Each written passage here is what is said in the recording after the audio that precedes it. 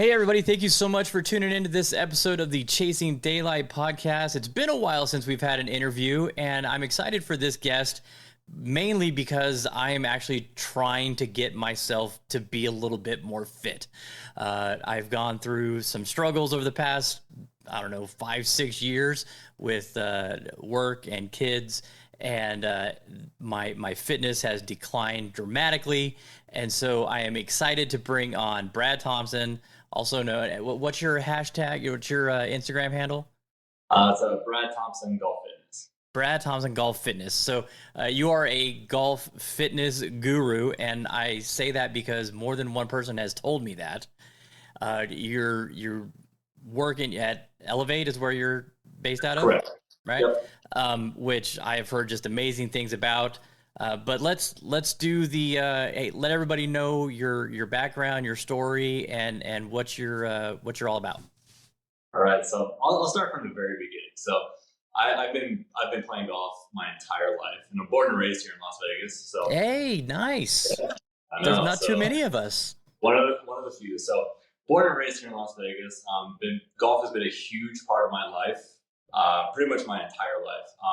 Played competitively as a junior golfer through college and even after college as an amateur. Then I got into golf fitness it wasn't something that I was like searching for. It kind of happened, oddly enough. So my golf instructor, I don't know if you know Greg Lavelle. He was at the Butch Harmon Academy. So Okay. anyways, he was my longtime swing coach, and he was starting a junior golf program called West Coast Elite. So basically the premise of it was they were going to have this full, like, all-encompassing junior golf program where they had a golf instructor, they had fitness, and then they had a medical practitioner on staff.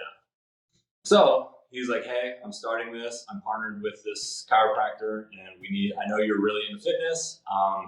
We need someone to do this. So I was like, sweet. Like, it sounded awesome. So got into that, went through the whole TPI certification thing, got certified to train people.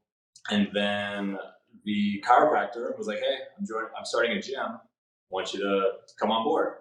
So that's kind of how I got involved with it. And I pretty much started out with golf, and that's what I've been doing for the last going on 12 years now. Okay, so being a born and raised, I have to ask a question. What high school did you go to? Las Vegas High School. The new one up on the mountain? The new one. Yeah, Yep. okay. Yep. So I'm an East Sider myself. I went to Chaparral. Oh, love it. Yeah, so you got to. If anybody doesn't know, Vegas people, if you run into somebody that's born and raised, that's the first question you ask them. Mm-hmm. Yeah. So did you play? You played golf at Las Vegas? Yeah, so played there, played a little bit in college, and then played some amateur stuff after that. But it kind of came down to like, well, I got to find a career. I did want to play professionally there for a little bit, but then it kind of came to a point where it was like, I gotta do something with my life. Did you do any like USM qualifiers or anything like that? Yeah, so I tried qualifying for like US Junior Am. I made it to sectionals of the US Open qualifier like my sophomore year of high school, which was awesome. It was out at Legacy. That's when Legacy, for those who don't know, back in the early 2000s, it was so good. It was so good. It was one of the best. It was probably the best public course in town. Yeah, that's why I tell everybody, like, back in the late 90s, early 2000s, like you said, you tell somebody you're going to Legacy, it was like, ooh, you fancy. They had the greens running like an 11. The course just used to be great. But yeah, so made it through there, made it to the regional qualifier, sectional qualifier. And that was in El Caballero Country Club in Tarzana, California, which is kind of like in the Hollywood Hills area, if I remember correctly. And had a decent junior golf career. So yeah, but golf's just been a huge part of my life, pretty much my entire life. So on a daily basis, are you working just strictly with golfers, or do you have other clients as well? No, I'm pretty much 100% strictly working with golfers. Nice. So Yeah. what would you say is the biggest misconception that golfers have about golf fitness? Um, so they think the fitness, it needs to exactly mimic the golf swing itself. So the golf, like if you look at the golf swing, there's a lot of moving parts, but there's also, it's a high, you're producing a high amount of force, you're producing a lot of speed. So they think that, okay, if I take this dumbbell and I swing it like a golf club, or I take this mini or this band, swing it like a band, but you're actually doing something when in reality you're not doing what you think you're doing. Because to create like the changes that you're looking to create, you gotta, it's gotta be a little bit more intense. So that's probably like the big misconception. And another misconception is like, well, I mean, there's a lot of them, but lifting heavy weights is bad. But there's some benefit. But it's just like anything else. If you do it wrong, it's dangerous. Yeah. But if you learn how to do it correctly, progress it correctly, add weight at the appropriate amounts over time, then it's very safe for you. It's very healthy. But people tend to try to lift too much weight too soon with bad form, and yeah, you're gonna hurt yourself for sure. So what was your reaction when you saw Bryson come out just yoked? I mean, he understands the physics of it. So he's like, hey, like if I weigh more, I'm going to be able to put more force into the ground. And all things being equal, a bigger muscle is a stronger muscle. So like if you add X amount of, say you had 10 pounds of muscle, well, you weigh 10 pounds more now, so you're going to be able to produce more force relative to your body weight. So he was on the right track there.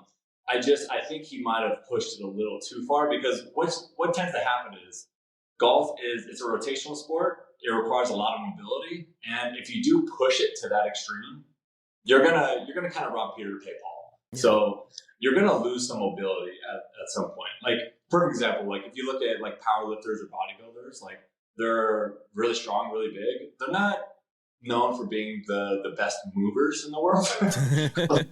Like they can't really move all that well. So it comes down to like, okay, we need to get you stronger, bigger, but we're not sacrificing your ability to move and swing the golf club the way that you want to.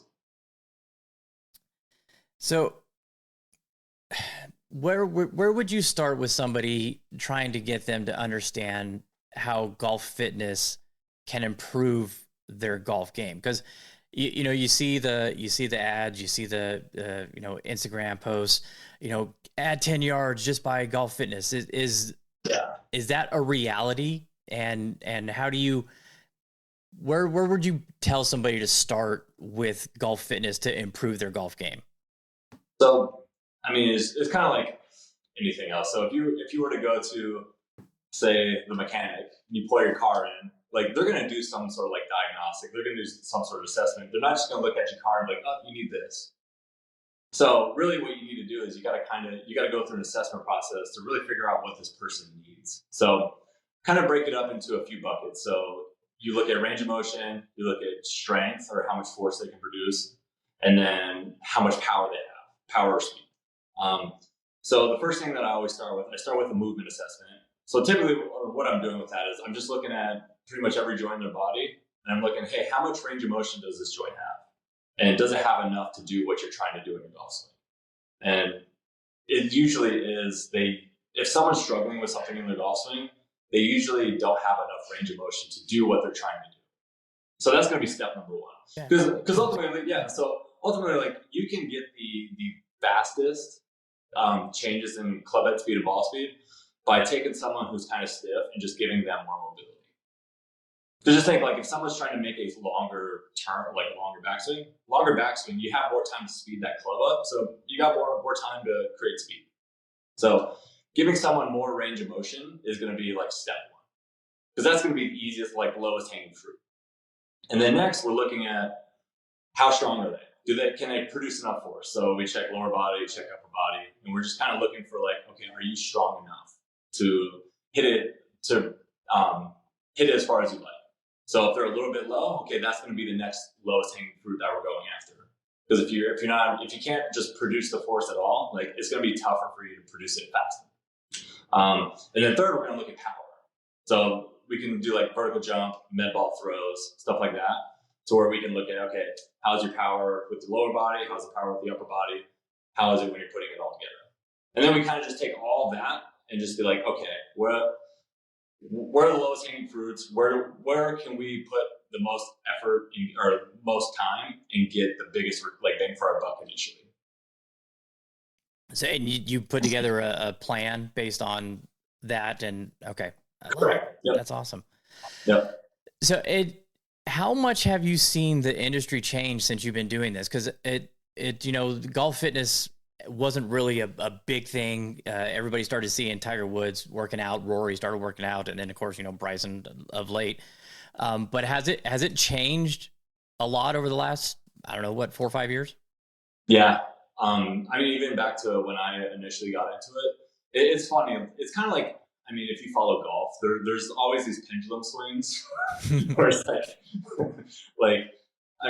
instance, like if you remember like stack and tilt, and then it kind of got away from that. Now it's kind of like going back to something that resembles that. Yeah. It happens like that in fitness too. Like there's always these like huge pendulum swings. So when I first started, it was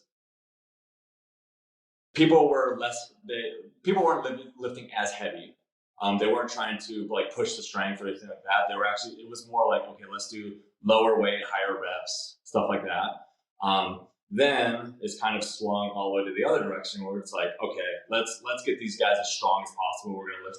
We're going to train them like basically football players, where we're trying to get them their deadlifts as strong as possible, bench press, squat, get that as strong as possible.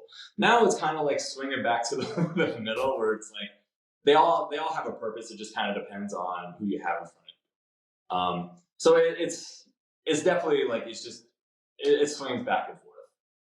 But right now it's kind of like it's still golfers are still like lifting heavy and still trying to get strong, but it's not as they're probably not pushing that as hard as they were probably like 3-4 years ago. Yeah. Do you think any of what Tiger Woods was doing when he was hitting the gym hard has anything to do with his medical issues now? Yeah, I would say it definitely contributed. Because I remember, like, I'm sure you've seen the meme of like what his daily schedule was back in like 2008. Oh yeah, it's ridiculous. Him running that many miles with a weighted vest on like every day, and then along with the practice schedule that he had and how many balls he was hitting, all that, it was just too much work in general, and he did that for a long time. And yeah, I honestly think anybody's body would break down. Like it was, I definitely think it contributed for sure. Yeah. I think some guys can take it a little bit too far to the extreme. For sure. And I don't think he's one of those people that if he's going to do something, I don't think he kind of dabbles. Like it's all or nothing. Well, that's why he is he is who he is. And that's why true. Yeah. So, in your opinion, then, is it flexibility over strength, or is it a combination of flexibility and strength? It's definitely a combination. So what I look for is, okay, can we get the range of motion first before we start adding a ton of strength? And again, like there's a lot of variables that kind of determine this, but everybody is different. Everybody kind of moves differently, is shaped differently. So certain people are going to be more like predisposed to have more range of motion than others. But really, it's like, can I get you the range of motion that you need to get into the positions that you're looking for in your golf swing, as well as get you into the positions that we need to get you into in the gym? So I'm not trying to make like the most like flexible mobile people. Like I'm not trying to turn them into gymnasts or anything like that. But if someone has like no, like, let's just say like hip internal rotation, and you give them 10, 15 degrees of hip internal rotation, that could be game changing for someone from a swing perspective, or even from just like a pain, like reducing pain standpoint. So we want to try to get them as much as they can within a certain limit. But then from there, we got to definitely want to get them stronger, start resistance training and all that. But we want to kind of do it in a way to where it's like we're not robbing, like I said before, robbing Peter to pay Paul. Yeah. We're not losing that mobility. Like, and you can do certain things to kind of help, like, maintain the mobility while you're lifting. It really just comes down to lifting with good technique and all that. Okay, so we've been talking about the new golfers that have come on since COVID, the 100 million new golfers, and we're anxiously awaiting what we call the Great Reset, to where all these people go back to what they were doing before they picked up golf. Yeah. How has that been for you, being in the fitness industry as far as golf? Are you seeing a lot of new golfers coming in? Yes and no. I mean, it's more of like a steady stream. Like, definitely during COVID, it was a weird time for the gym space. Yeah. We were able to still train people and kind of keep our doors open. But it was definitely a weird time. But as far as the people taking their fitness seriously, there was a lot more people back then that were more like I got more time on my hands. I'm ready to come in and start training. Now it's kind of, like you said, it's kind of coming back towards like, okay, like life's a little busier. Like, I got more stuff going on. So like I don't think people they're a little more reluctant to come in and start like putting a full effort into the fitness. Are you seeing, like, how long typically does someone stay with you as a client? Or are you seeing it? Has it changed over time, or are people like, hey, this is actually really helping me, I want to continue doing this? Or do you find a lot of people that come in looking for a quick fix and then they're out? Yeah. So it depends on the clientele and the level of golfer. So with the more competitive golfers, especially like professional golfers, because especially if they're like on a mini tour or like that, they have to try to, like, their tournament schedules are crazy. So especially like over the summertime, from like spring to like early fall, like they're on the road all the time, and the tournament golf is consuming their life. So for them, it's a little harder because they're always traveling, and whenever they go to a different hotel, like you're kind of at the mercy of what they have. Like you might go in there, like they might have a full dumbbell set, like a few machines and like some cardio equipment, and then you might go in there and it might be a bench at a 10-pound dumbbell. So they're kind of at the mercy of that. And then plus too, like just with all the work that goes into traveling and tournament prep and all that, it's a little harder for them. But what I always preach is like, your main goal, if you're a competitive golfer, the main thing is like, once your tournament season starts, if you can just maintain basically everything that you built in the off season, you're going to start your next off season in a much better spot. And so you can do that as little as like lifting like 1, maybe 2 times a week. And it doesn't need to be this like super, like, you don't need to go in there for like 90 minutes and like 2 hours and crush it and be smoked. Like, you can go in there and just like do a handful of things pretty intensely and then just be done with it. And you're going to be able to maintain a lot of the qualities that you're looking for. So it's like strength or speed or whatever. So when you're during the off season or during the in season, like it's just mainly about maintenance. So you're doing just enough to maintain everything, so that when you start your off season, you're going to be in a really good spot. Then you just kind of continue to trend upwards instead of this like, okay, I get stronger, more faster, and then I dip, and then you're just kind of doing this where you're not really trending upwards. But for my other golfers that are just kind of recreational golfers, where they're here for fitness, but then they also too are looking to kind of shave a few strokes off their golf game. Those are the ones that they're a lot more long term, where I see them kind of week in, week out throughout the course of the year, unless they're traveling or anything like that. So it just kind of depends on on the golfer and what their main goals are. So what would you say is more enjoyable, working with somebody that is new to fitness or somebody that is like obsessed with it? Are you talking like fitness or like golf? Like fitness, using fitness to get better at golf? Yeah.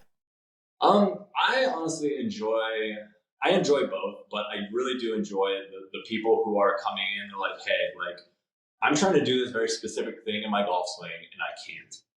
Like I thoroughly enjoy that because I like so one of the downsides with fitness is it's not instant.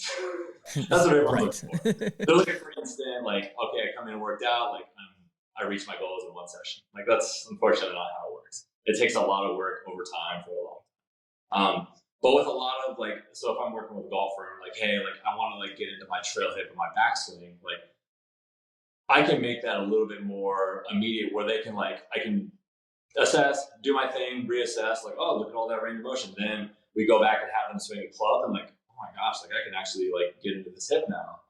And then like, that's like, I enjoy those sessions more because I can see it like instantly. And then I know I'm making this like instant change in their swing and instant improvement in the golf game, or almost instant improvement in the golf game. I love that, but I do enjoy like when you lay out like a training, like say like a 3-month training cycle, and kind of everything just goes how it should have, and then like you reassess and you see these like nice improvements in like their vertical jump or their strength numbers or range of motion. Like I like them both, to be honest, but I do enjoy kind of like the more like specific things.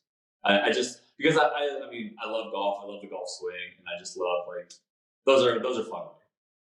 One of the craziest things that I've ever experienced as far as exercise equipment or whatever, it was this vibrating plate that you stood on. Yeah. Have you done right?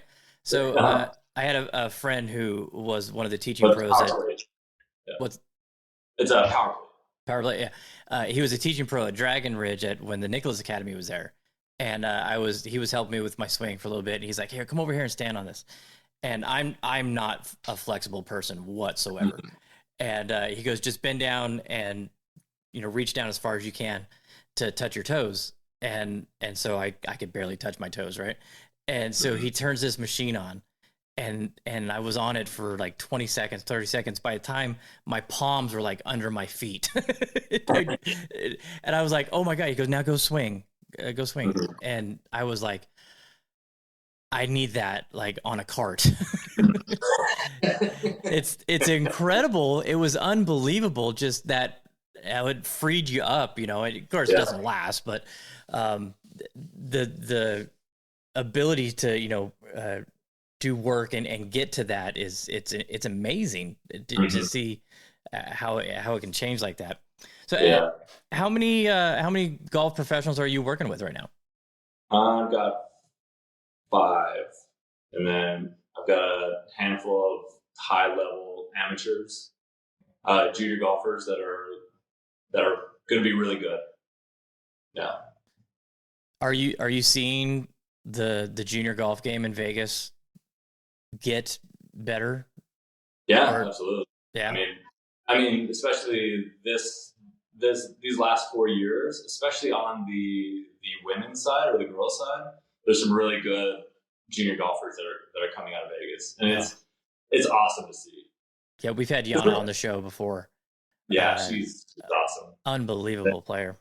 Yeah, there's going to be some really great talent coming out of here, and I think in the next couple of years, which, well, I think ongoing for a long time, but it's kind of surprising that we haven't had more like stars come out of here. I mean, we've got a handful, but I mean, when you look at Vegas, we have all the tools to make like really good golfers. I mean, we got the weather, we got the facilities, we got really good instructors here in town. So it's good to see that it's finally starting to come to fruition, and I'm really excited to see like the future and especially the current ones now where they take the game, because I think there's a handful of girls that can really be some like world beaters. Yeah, and I'm excited to see. So and one of them is so one girl that I'm working with is Bryn Court. Oh yeah, she's going to be, if we can get her to hit the ball a little bit farther, she's got kind of all the tools.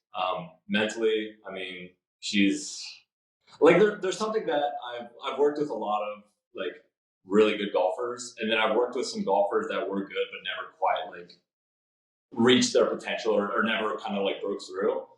And it's interesting, the ones that are like world beaters or really good, their mindset is very different. Like if I say, hey, we're doing this, they're just like, okay, and they do it. Wow.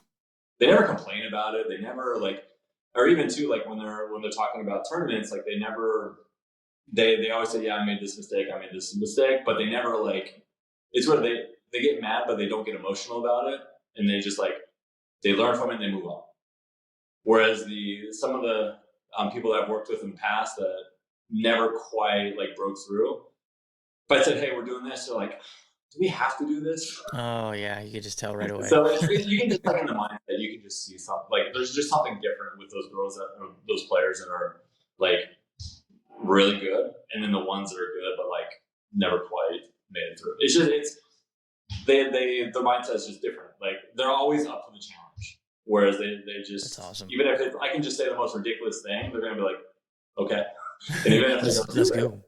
Yeah, they do it. Like it's just like little things like that you can see with golfers that like it makes perfect sense. Like when you look at golf, it's very mental, and it's if you can go out there, like you're gonna hit bad shots. You're gonna like nobody doesn't hit bad shots, but if you can go out there and like, okay, I got this situation, I got to find a way out. They're just like, all right, this is what I got to do. Are you seeing a lot more junior golfers getting into golf fitness than in the past? Yeah, for sure. It's starting to be so especially like for those golfers that are trying to play Division One, especially on the not so much on the female side, but more on the male side. Like what they're looking for now, like they're looking more for guys who can just bomb it. Like because if you look at I can't remember what the ball speeds were at this like past NCAA, but like if you look at like what the average ball speed at the NCAA championship is, and then what you look at like what the Korn Ferry average ball speeds are, and then you look at PGA Tour, like collegiate ball speeds are faster than Korn Ferry. Korn Ferry is slightly faster than PGA Tour. So those are all the guys that are kind of funneling up to the PGA Tour. So they're like being club head speed is a huge asset.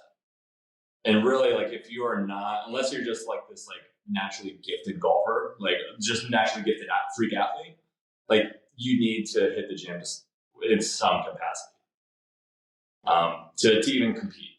Because what happens is you get these guys that have very similar skill levels, but they're like hitting a 20 by you. It's like, yep, it's going to be really tough to compete with that. Yeah, I encourage anybody to go out and watch the Southern Highlands Collegiate Masters. Yeah. Because you will be stunned at how far these kids hit the ball. It is They're just like cruising at like 180. It's insane.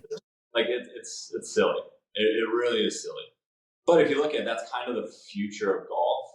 But I don't think golf is just going to continue to get longer and longer and longer and longer. Like it's kind of happening now. Like yes, Rory does hit the ball far. Like all these guys are hitting far, but it's like there's some guys that were on tour this year that just absolutely crushed the ball. Like hit it a lot farther than Rory does.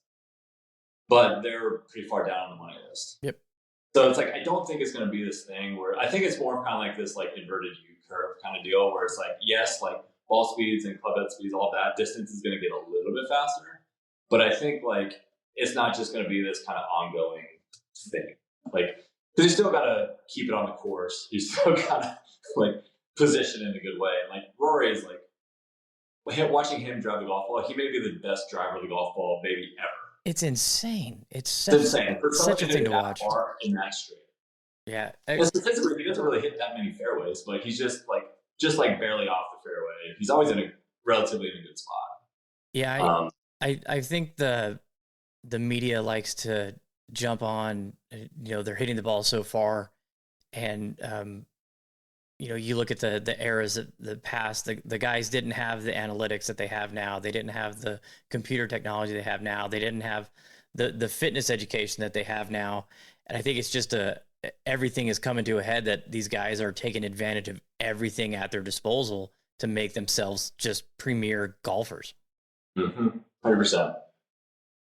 100%. And I love it. I love it. Yeah, I think it's amazing. it It's makes it fun to inspiring for watch. me. I want to be physically better. And I want to play better and hit the ball longer. Who doesn't? So Yeah. it's Well, encouraging. yeah. And this may be a little off topic, but I mean, the whole like roll back the ball, that was a whole thing for a while. But I think the one thing that the PGA Tour needs to do or should do is put more courses in the tournament schedule where distance isn't a fact. Like Hilton Head, for instance. Yeah. You can't just go Town. out there and Yeah. vomit everywhere at Hilton Head. Like Yeah. there's just a million. They have to have I don't know how they pick the courses and how all that happens, but they have to be able to get some courses where driving distance is at a premium. Like it doesn't like it forces you to play more like position golf. Yep. You can't just go out there and just bottom driver all day long. Yeah, I think that's why I think with Augusta moving 13 back and making the approach shot what it's intended to be. I can respect. I mean, yeah, when that course was built, the guys were hitting driver 3-wood into that green, so the game has changed a little bit. But I would love to see more courses where the guys have to be crafty around it, and. I mean, how many times have you been out and played a course that's got a 90-degree dogleg that, with tall trees, hey, you can't take it over. You actually have to hit an iron shot accurately to set up, your next shot. I would love to see more of that on tour. Exactly. Like that. I to me, I think that's the easiest way to fix that. Yeah. Grow the rough to 5 inches. Make the greens incredibly firm and fast. And they can be done without messing with the ball. So exactly. Tell us a little bit about Elevate. What's going on there?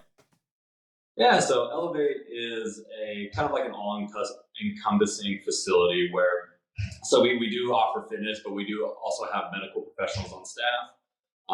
We do have massage therapy, we have nutrition. So it's kind of, and we have like recovery modalities. So it's basically like we're trying to make it like a one-stop shop to where we have a lot of people who. We have the way that some of our memberships are structured. You can take advantage of all of those, but a lot of our members they train with us. Oh, sorry, edit that out. But with our so we have people who are taking advantage of our fitness, but then also too they are being treated by our medical staff because we get a lot of people who like. They're weekend warriors, or they're like they work for a living, so they're at the desk all day long. Then they're like active, and then once you get a little older, and you're like, oh, I got a little aches and pains, but I also want to be able to train. So it's a perfect case scenario where they can come in, they can get treated. The medical professional tells us, hey, okay, this person has this going on, so these are basically the red flags. Stay away from these, but they can still do this, and this. So the people can still treat their injury, but also get fit at the same time. And that's kind of like a big misconception too. It's like, okay, well, if I have an injury, like I just got to shut it down and rest completely. Well, it's like you can actually there's still a lot of things you can do if it's, again, depending on the injury. But if you're able to train everything else, you're actually going to help that injury heal quicker. Yeah. But then also too, you're not going to lose fitness at the same time. Yeah, I've got a knee injury right now that is. I'm terrified to find out what's wrong with it. Yeah. I had ankle surgery a couple years ago. I had a ruptured tendon in my ankle, and so I was out. I was out. I was on the couch for 12 weeks, and so it's just it's scary. But I got to get it checked out. It's driving me nuts. Definitely get it checked out, see what's going on. But at the same time, there's always other options. So, what's membership rates, or what are you looking at to get out there and get involved at the gym there? Yeah, so it really depends. We have a lot of different types of services. So, I mean, we have large group training, we have small group training, then we have one-on-ones. So it can really range anywhere from $189 a month to a couple grand a month. Just depending on like what you want and what you're trying to do. So we have a lot of different services that we offer there.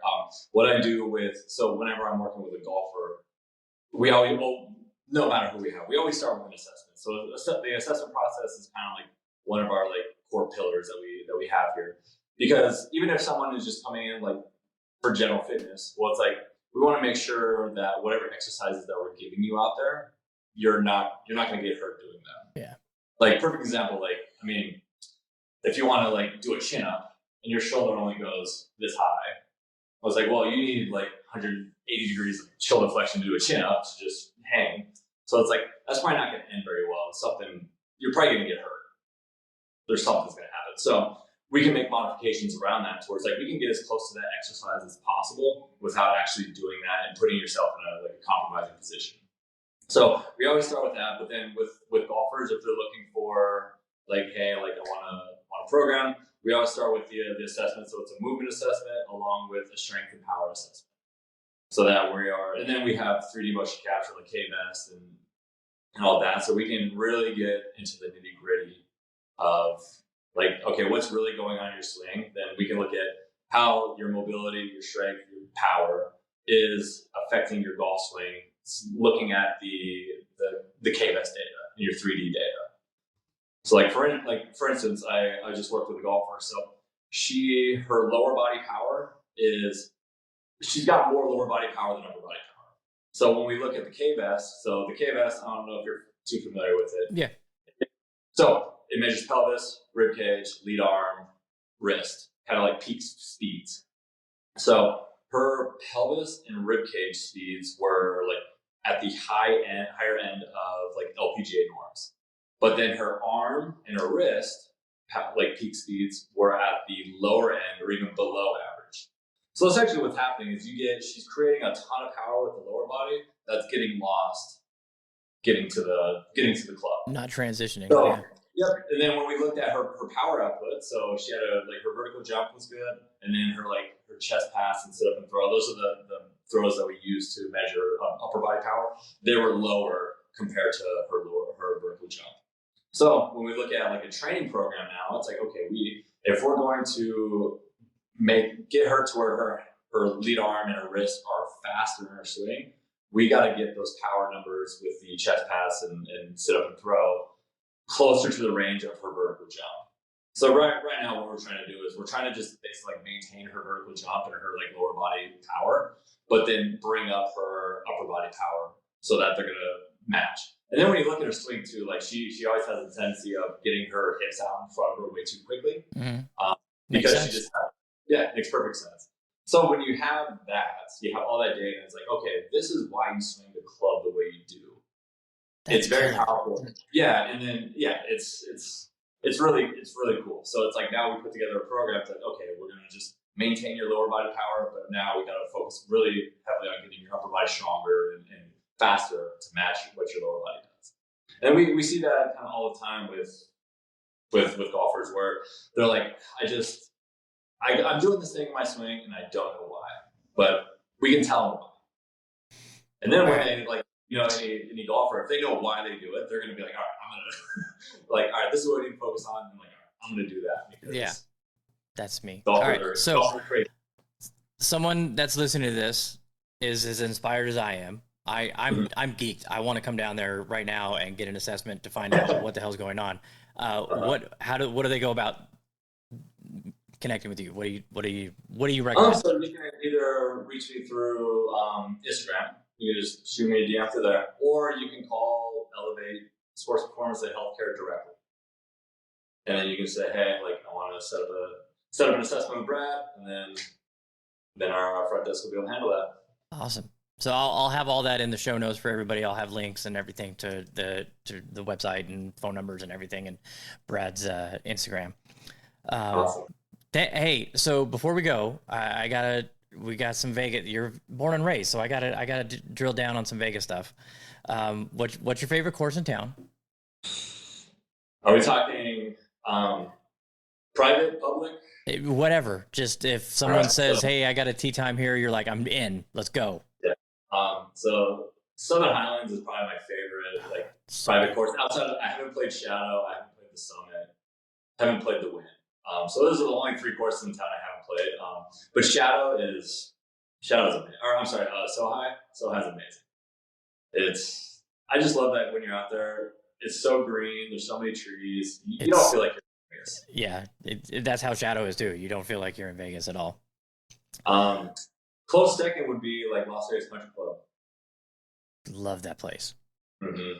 Such a fun trek through history on there. Such a fun, great. What was your home course growing up, or do you have one now? Formerly Desert Rose. The ditch, baby. East side. I played a lot out there, and oddly enough, I played a lot out at TPC Las Vegas. Or back when it was TPC Canyons. If you remember that. Yep. So I played a lot back. Those are kind of like my two home courses, but I played majority of my time out at the ditch. Man. Great memories out there. I have so many fun stories about the ditch. Well, good and bad. But. We used to tell. So I didn't play sports in high school. I was tiny little kid. That was your home course too then, wasn't it? Or was it Stallion? Or did you play golf back then? No, I didn't. I just was rec golf with my friends. I'm a natural lefty, and so none of my friends were left-handed golfers. So if I wanted to play golf with them, I had to borrow their clubs. And so I play right-handed now because of that. But we used to ride our bikes down to the ditch and tell them we were on the Chaparral golf team. And they'd let us walk for $3. So I mean, so many good stories, but that place is it's got a special soft spot in my heart, even though it's. Well, it's funny. So that was my home course in high school. So to get playing privileges out there, every Monday we had to go pick the ditch. So like on the driver. So it was so at the time it was Las Vegas High School and El Dorado. We both kind of shared the same course. So they get one side of the ditch, we get the other. We have a game we play when we go out there. We call it ditch bingo. You're gonna see a homeless person. You're gonna see a Coleman cooler, a red Coleman cooler. You're gonna see a shopping cart. You're gonna see kids playing in the ditch. There's gonna be a police car. There's gonna be it's a riot, man. You know Matt Plummer, right? Yep. Yeah, we had a tournament out there last year, and he said his wife told him, "You can never come here ever again." Anyway, okay. So, what's in your bag? What are you gaming? So I've got kind of a mixed bag. So with the wedges, I got SM7s. With the irons, I've got 712 MBs, which they are. I've been thinking of upgrading, but at the same time, it's like they look and feel like I don't know if I can like. I don't know. I don't think it's worth the change because they're just they do everything I want them to do and they look great. They feel great. So I have a U500 driving iron. That's kind of is my 3-iron. I got a TS3 3-wood. I got a TSI 3 driver, and then I just recently got the Odyssey Bird 7 putter. So it's kind of similar to like the Jailbird, but it doesn't have the colors and the inserts different. It just has the traditional white hot. And I gotta say that thing's money. I've been a blade. I've used a blade my entire life, and I'm just seeing like, okay, all these guys are starting to use it and they're like being successful with it. I was like, all right, I'll just buy one and see what happens. And honestly, the thing it is very forgiving, and it's very stable. Yeah, it feels great. I switched to a mallet this year. I've been a blade guy my whole life as well, and I switched to a mallet this year. And I mean, my putting hasn't improved enough to say that, hey, this is better for you, but I'm a lot more comfortable with it. So there's something to it for sure. Right on. Well, hey, Brad, thank you so much for taking time out of your busy schedule. I know you're a busy man out there helping everybody get better fitness with their golf game. Thanks again, man. You got anything else you want to throw out there to anybody? No, not that I can think of. Yeah. All right. Well, I'm hooked. I'm ready to figure out what's going on with this 50-year-old body and see if we can get it in some better shape and get my golf game improved. So I'm going to be reaching out to you for sure. And then I'll be, you know, talking to everybody about this and following up and letting them know how it's going. So again, thank you so much for taking some time out of your schedule to hop on with us. And I look forward to working with you, man. Yeah, likewise. I appreciate you having me on the show. All right, thanks.